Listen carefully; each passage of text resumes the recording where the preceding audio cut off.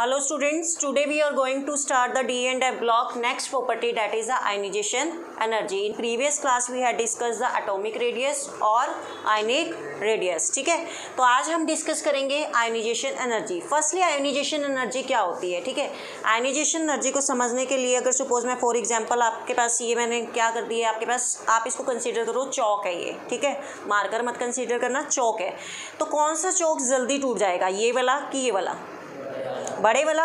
क्यों? क्योंकि इसकी एनर्जी क्या देनी पड़ रही है आपको, कम देनी पड़ रही है. ठीक है, तो जो जिसका साइज बड़ा होगा उसकी आयोनाइजेशन एनर्जी क्या होगी, कम होगी. ठीक है, तो बेसिकली जो आयोनाइजेशन एनर्जी होती है that depend upon the atomic size. और आयोनाइजेशन एनर्जी होती क्या है, the energy which is required to remove the outer most electron from its shell. कि हम आउटर मोस्ट शेल से जो इलेक्ट्रॉन रिमूव करा रहे हैं और उसको जितनी एनर्जी दे रहे हैं रिमूव कराने के लिए, हम आउटर मोस्ट शेल से जो इलेक्ट्रॉन रिमूव करा रहे हैं और उसको जितनी एनर्जी दे रहे हैं उस इलेक्ट्रॉन को रिमूव कराने के लिए, उसको हम क्या बोल रहे हैं, ionization energy. The energy which is required to remove the electron from its outer most shell, that is called the ionization energy. अब हमने बात करी थी कि ये साइज बड़ा है और ये साइज छोटा है, तो मतलब इसको तोड़ना क्या है, ईजी है.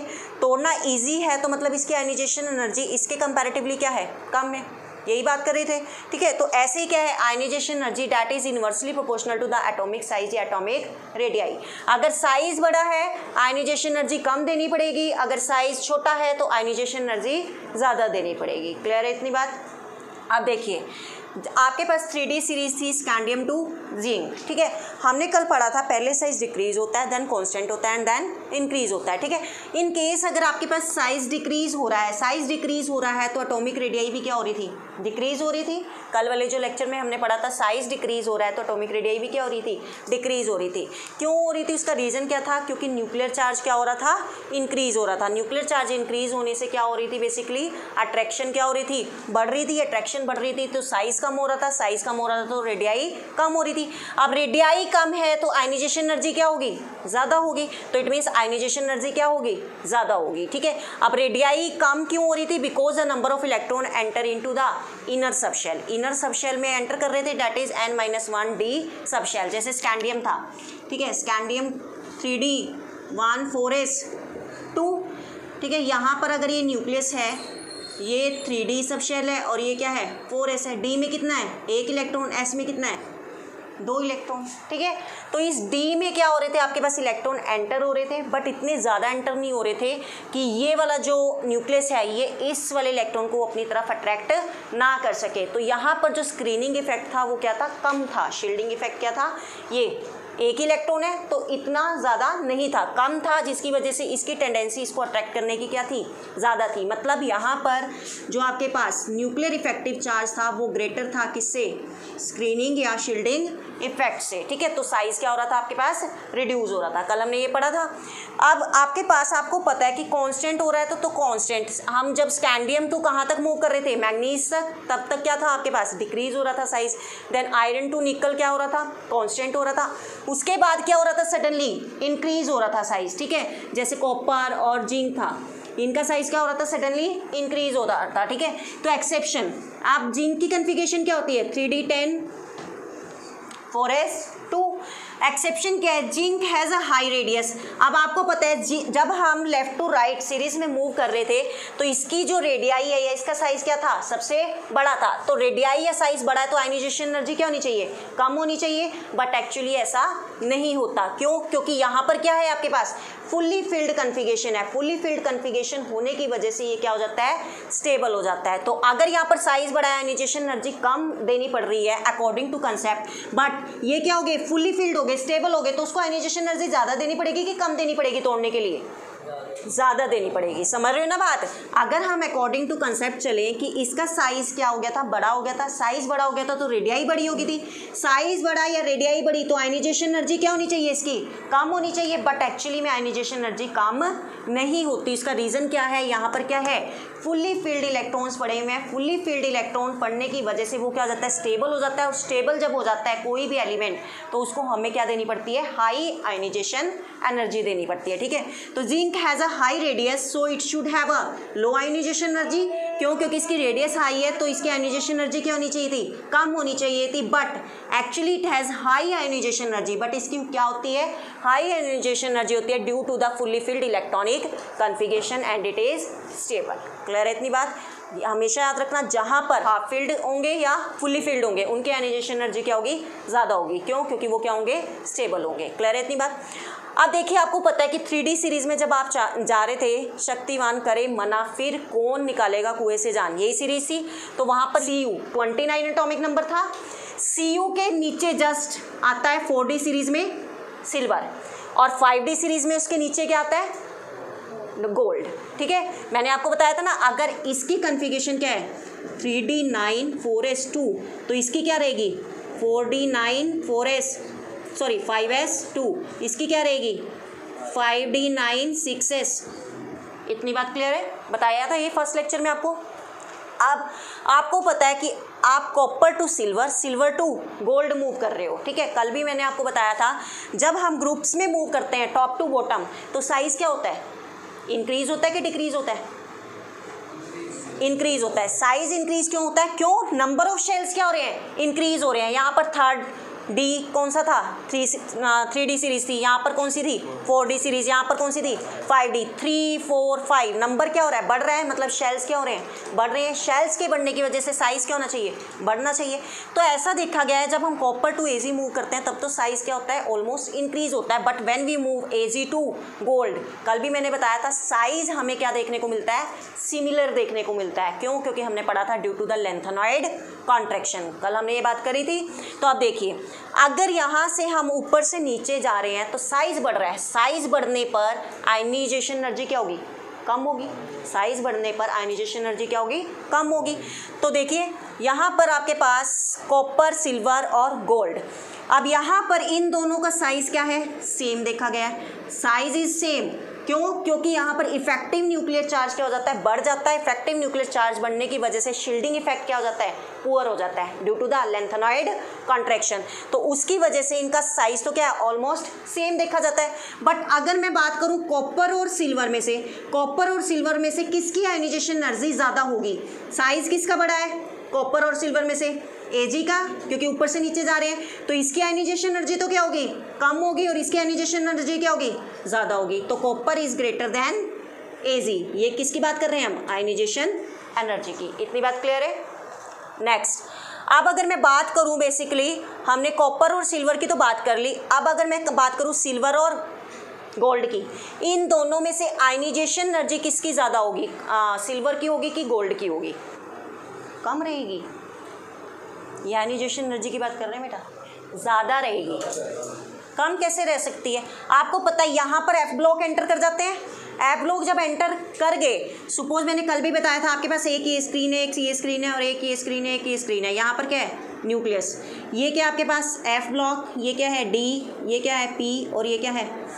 जब ये F ब्लॉक और D ब्लॉक एंटर कर गए तो यहाँ पर तो क्या है? बहुत सारे इलेक्ट्रॉन्स प्रेजेंट है, और इलेक्ट्रॉन्स जब ये प्रेजेंट है तो इसकी वजह से इसका इफेक्ट क्या हो रहा है? Poor shielding effect. क्योंकि F ब्लॉक एंटर होने की वजह से क्या हो रहा है? आपके पास शील्डिंग क्या हो रही है? पुअर हो गया। जितने ज़्यादा इलेक्ट्रॉन बढ़ गए, इलेक्ट्रॉन में क्या होनी शुरू होगी? रिपल्शन। यहाँ पर क्या है? नेगेटिव नेगेटिव चार्ज है, तो ये आपस में क्या करेंगे? रिपेल करेंगे। रिपेल करने की वजह से क्या जाएंगे? दूर दूर चले जाएंगे, और इनको जगह मिल जाएगी इस इलेक्ट्रॉन को अपनी तरफ अट्रैक्ट करने की। और जब ये इलेक्ट्रॉन को अट्रैक्ट करेगा तो यहाँ से क्या हो जाएगा? बेसिकली साइज रिड्यूस हो जाएगा। साइज रिड्यूस हो जाएगा तो आयनाइजेशन एनर्जी क्या हो जाएगी? बढ़ जाएगी। समझ आ रही है बात? क्लियर है? तो ये पिछला टॉपिक आपको आना चाहिए, तभी आपको ये क्लियर होगा। ठीक है, तो मतलब हम क्या कह सकते हैं, बेसिकली यहाँ से गोल्ड का आयनाइजेशन एनर्जी ज़्यादा होगा। किससे? सिल्वर से। तो हम क्या ऑर्डर लगा सकते हैं? सबसे ज़्यादा आयनाइजेशन एनर्जी किसकी मानी जाएगी? अब गोल्ड की। क्यों? क्योंकि इसकी टेंडेंसी ज़्यादा होगी इसको अट्रैक्ट करने की। फिर किसकी मानी जाएगी? कॉपर की। एंड देन किसकी मानी जाएगी? सिल्वर की। क्लियर है? इतनी बात कर लोगे? इसी ऑर्डर को अरेंज कर रखा है, और कुछ नहीं किया हुआ है। ठीक है, अब देखिए, अब यहाँ से एग्जाम्पल से, जिसको वहाँ पे थोड़ा बहुत क्लियर नहीं हुआ, यहाँ से बिल्कुल क्लियर हो जाएगा। देखिए, suppose I will give an example of copper and zinc. First ionisation energy की बात कर रही हूँ। कॉपर की कन्फिगरेशन क्या होती है आपके पास? That is 3D9 4s2। और जिंक की क्या होती है? 3D10 4s2। अगर मैं एक इलेक्ट्रॉन शिफ्ट कर दूँ यहाँ से, स्टेबल हो जाएगा। क्या बन जाएगी कन्फिगरेशन? 3D10 4s1। अब इनमें से स्टेबल कौन सा है? ये वाला कि ये वाला? जिंक है कि कॉपर है? जिंक है। क्यों? क्योंकि यहाँ पर डी में भी 10 इलेक्ट्रॉन पड़े हुए हैं और एस में भी 2 इलेक्ट्रॉन पड़े हुए हैं, तो ये क्या बन गई? That is fully filled configuration. और क्या बन गया आपके पास? स्टेबल। ठीक है, अब जब ये स्टेबल बन गया तो आयनाइजेशन एनर्जी इसको ज़्यादा देनी पड़ेगी कि इसको ज़्यादा देनी पड़ेगी? जिंक को। तो क्या हो जाएगी? That is copper has a less ionisation energy than the zinc. Clear इतनी बात? क्लियर है? नेक्स्ट, अगर मैं IE2 की बात करूं, अगर मैं आयनाइजेशन एनर्जी 2 की बात करूं, ये तो किसकी थी? Ionisation energy first. अगर मैं आयनाइजेशन एनर्जी 2 की बात करूं कि मेरे पास एक कॉपर प्लस का चार्ज है और जिंक +1 का चार्ज है। ठीक है, कॉपर की कन्फिगरेशन क्या होगी? 3d10 4s1। जिंक की कन्फिगरेशन क्या होगी? 3d10 4s2। एक इलेक्ट्रॉन आपको क्या कराना है? यहाँ से रिमूव कराना है, तो मतलब एक इलेक्ट्रॉन यहाँ से रिमूव हो गया 4s1 से, हो गया एक इलेक्ट्रॉन रिमूव। यहाँ से कितना कराना है? एक। तो यहाँ से एक इलेक्ट्रॉन रिमूव होएगा तो क्या रहेगा? एक। अब स्टेबल कौन सा है इसमें? ये वाला कि ये वाला? कॉपर +1। क्यों? क्योंकि इसके क्या है यहाँ पर? फुल्ली फिल्ड है। इसमें तो क्या आ गया? एक अनपेयर्ड इलेक्ट्रॉन आ गया ना, तो मतलब इसकी आयनाइजेशन एनर्जी क्या होगी? ज़्यादा होगी कंपैरेटिवली टू जिंक +1। क्लियर है इतनी बात? कर लोगे?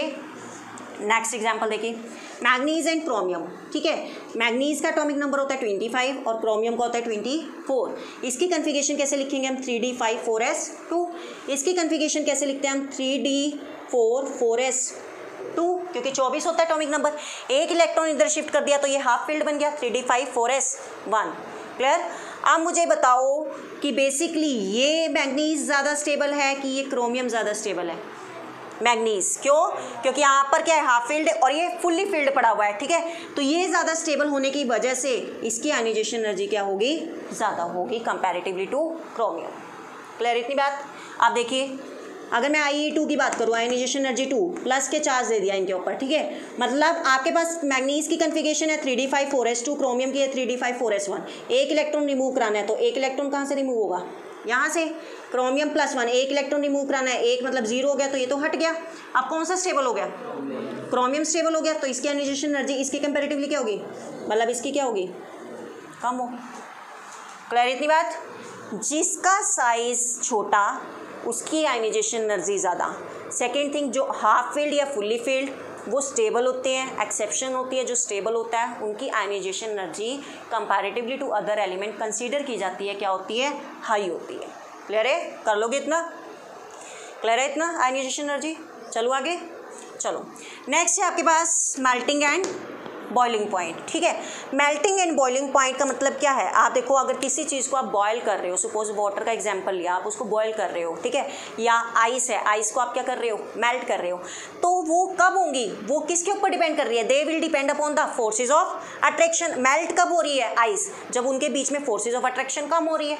और आइस बन कब रही है? जब आप उसको फ्रीजर में रख रहे हो, मतलब जब वो मोलिक्यूल्स क्या कर रहे हैं? जुड़ रहे हैं, तब क्या बन रही है? आइस। मतलब क्या है? मेल्टिंग या boiling point, they will depend upon the forces of attraction between the metals. ठीक है, तो बेसिकली जितने ज्यादा नंबर ऑफ अनपेयर्ड इलेक्ट्रॉन होते हैं, ध्यान रखना, क्यों? उसका रीजन क्या है? अगर आपके पास पेयर्ड इलेक्ट्रॉन होंगे, पेयर्ड इलेक्ट्रॉन है, इलेक्ट्रॉन के ऊपर क्या होता है? नेगेटिव चार्ज, तो नेगेटिव नेगेटिव तो क्या करेगा? आपस में रिपेल करेगा, रिपेल करेगा तो दूर दूर जाएंगे, तो उनमें फोर्सेज ऑफ अट्रैक्शन काउंट ही नहीं होगी। ठीक है, तो मतलब वो डिपेंड करेगी नंबर ऑफ अनपेयर्ड इलेक्ट्रॉन के ऊपर। तो जितने ज्यादा नंबर ऑफ इलेक्ट्रॉन्स अनपेयर्ड ज्यादा होते हैं उतने ही क्या होती है? बॉन्डिंग स्ट्रॉन्ग होती है। ठीक है, जैसे फॉर एग्जाम्पल अगर मैं बात करूं, 3D सीरीज है ये मेरे पास। ठीक है, scandium, titanium, vanadium, chromium, manganese, iron, cobalt, निकर, कॉपर एंड जिंक। कॉन्फ़िगरेशन कैसे लिखेंगे? स्कैंडियम का atomic number 21, 3d1 4s2, 3d2 4s2, 3d3 4s2, 3d4 4s2। और अगर आपको क्या करनी है? एक्सेप्शन डालनी है तो 3d5 4s1 हो जाएगा। 3d5 4s2, 3d6 4s2, 3d7 4s2, 3d8 4s2। यहाँ पर कॉन्फ़िगरेशन 3d9 4s2, और क्या लिख सकते हो? 3d10 4s1। अगले की 3d10 4s2, यही कॉन्फ़िगरेशन रहेगी। अगर मुझे अनपेयर्ड इलेक्ट्रॉन्स देखने हैं, यहाँ पर स्कैंडियम में कितने होंगे? ये क्या है? एस में 2 इलेक्ट्रॉन है, that is a fully filled. Unpaired कितना बचा? ओनली 1। यहाँ पर कितने बचे? 2, क्योंकि एस में तो क्या है? फुली फिल्ड है। यहाँ पर एस में कितने हैं? फुली फिल्ड है, कितने बचे? 3। लेकिन अब अगर मैं इसकी बात करूँ क्रोमियम, देखिए क्रोमियम के केस में अगर हम बात करें,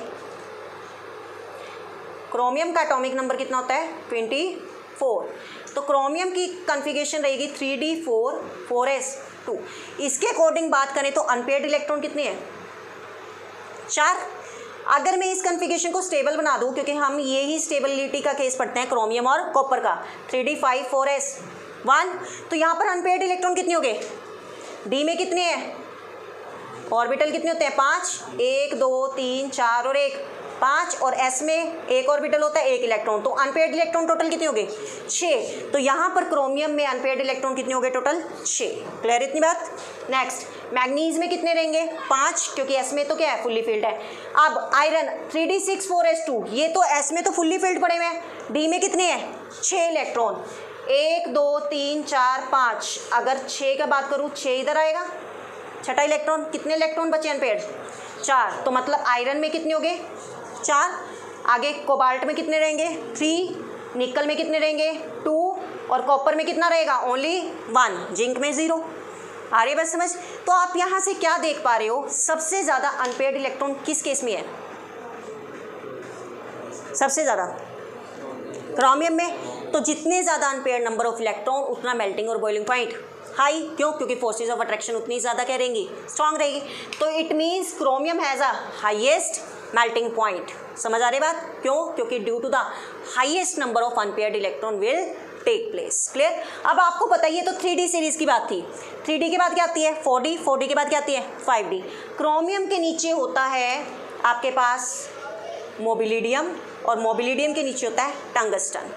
ठीक है, मतलब ये 3D सीरीज, ये 4D में, और ये अगर इसमें अनपेयर्ड नंबर ऑफ इलेक्ट्रॉन 6 हैं तो इसमें भी कितने होंगे, इसमें भी कितने होंगे, मतलब पूरे के पूरे पीरियोडिक पीरियड में जो ये 3D 4D और 5D सीरीज है, इसमें सबसे हाईएस्ट मेल्टिंग या बॉइलिंग पॉइंट किसका होगा, इन 3 एलिमेंट का, क्रोमियम, मोबिलिडियम और टंगस्टन। क्यों, due to the highest number of unpaired electrons. Clear इतनी बात। तो देखिए यहाँ पर chromium, molybdenum and tungsten has a highest melting point due to the highest number of unpaired electrons. Clear इतनी बात कर लोगे।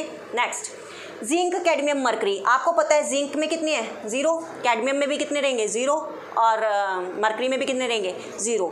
तो इनका मेल्टिंग बॉइलिंग पॉइंट क्या रहेगा, सबसे लोएस्ट। क्यों, सबसे कम नंबर ऑफ अनपेयर्ड है इन इवन। ठीक है, तो lowest melting point due to the fully filled electronic configuration.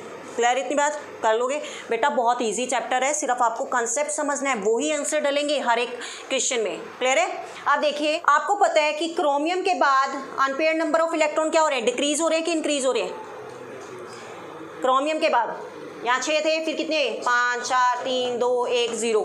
ठीक है, तो here after chromium number of unpaired electron decreases, so the bonding will be weak, hence melting point should be decreases। Clear है इतनी बात। Number of unpaired electron chromium के बाद क्या हो रहे हैं, डिक्रीज हो रहे हैं, तो उनकी बॉन्डिंग भी डिक्रीज होगी और मेल्टिंग पॉइंट भी क्या हो जाएगा, डिक्रीज हो जाएगा। ठीक है, अब मैं आपको बोल रही थी एक एग्जांपल लेके चल रही हूँ मैग्नीज और आयरन का, मैग्नीज और आयरन। मैग्नीज में अनपेयर्ड नंबर ऑफ इलेक्ट्रॉन कितने हैं 5, और आयरन में कितने हैं 4। मैग्नीज में अनपेयर्ड नंबर ऑफ इलेक्ट्रॉन कितने हैं 5, और आयरन में कितने हैं 4। आपके अकॉर्डिंग जो हमने अभी कंसेप्ट पढ़ा है, जितने ज़्यादा नंबर ऑफ अनपेयर्ड इलेक्ट्रॉन उसका मेल्टिंग और बॉइलिंग पॉइंट उतना ही हाई। तो मैग्नीज का होना चाहिए था melting and boiling point high, क्यों, क्योंकि नंबर ऑफ अनपेयर्ड इलेक्ट्रॉन 5 है इसमें। बट ऐसा नहीं देखा जाता, मैग्नीज का जो मेल्टिंग और बॉइलिंग पॉइंट होता है वो क्या होता है, कम देखा जाता है। ऐसा क्यों, due to the half filled electronic configuration. आ रही है बात समझ। कहीं पे भी आंसर आएगा, कुछ भी एक्सेप्शन आ जाती है, हाफ फिल्ड या फुल्ली फिल्ड का ही कॉन्सेप्ट आना है। ठीक है, यहाँ पर क्या है 5 इलेक्ट्रॉन, ये डी में है, तो ये क्या बन रही है, हाफ फिल्ड इलेक्ट्रॉनिक कन्फिगरेशन हो रही है, जिसकी वजह से क्या हो रहा है, स्टेबल हो रहा है, इसलिए इनका मेल्टिंग और बॉइलिंग पॉइंट क्या हो रहा है, कम हो रहा है कंपैरेटिवली टू आयरन। क्लियर कर लोगे। चलो ये पॉइंट नोट डाउन कर लो जरा। यहाँ पे हमने आज 2 प्रॉपर्टीज़ को डिस्कस करा, आयनाइजेशन एनर्जी को और मेल्टिंग एंड बॉइलिंग पॉइंट को। ठीक है, तो यहाँ पर हम अपना ये लेक्चर खत्म करते हैं। नेक्स्ट लेक्चर में हम नेक्स्ट प्रॉपर्टीज़ के साथ आएंगे। बेटा कोई प्रॉब्लम होती है then you can do comment and ask. Okay, thank you.